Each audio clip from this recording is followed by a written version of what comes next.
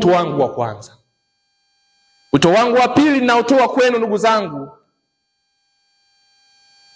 muwe macho na muwe makini sana nyakati hizi za uchaguzi mkuu wa taifa letu.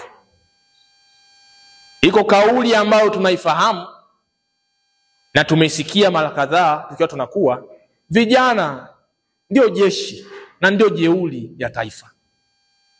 Vijana. Sasa hilo jeshi lenye majukumu na wajibu wa kulinda taifa, lenye majukumu ya kuhakikisha taifa linaendelea kuwa salama, likaonekane mwaka huu pasipo uoga wowote. Nikisema likaonekane na maanisha nini? Tukabebe majukumu ya kuhakikisha kwamba hakuna mtu yoyote ndani ya taifa letu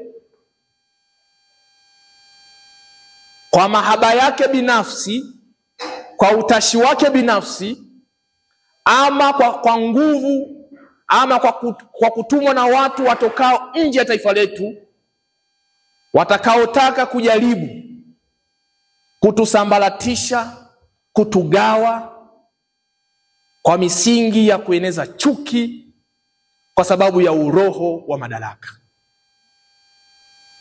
Tuwe macho na tuwe makini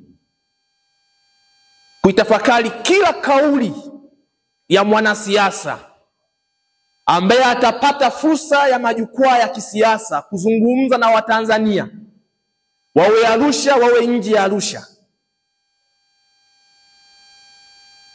Tupime kauli zao na tuwe wepesi wa kuzielewa, na pale ambapo tunahisi kauli zao zinaleta shida na zina uwezo kutuletea madhara kwenye taifa letu, tusisite kuwakemea na kuwarudisha nyuma kwa maarifa tuliokuwa nayo.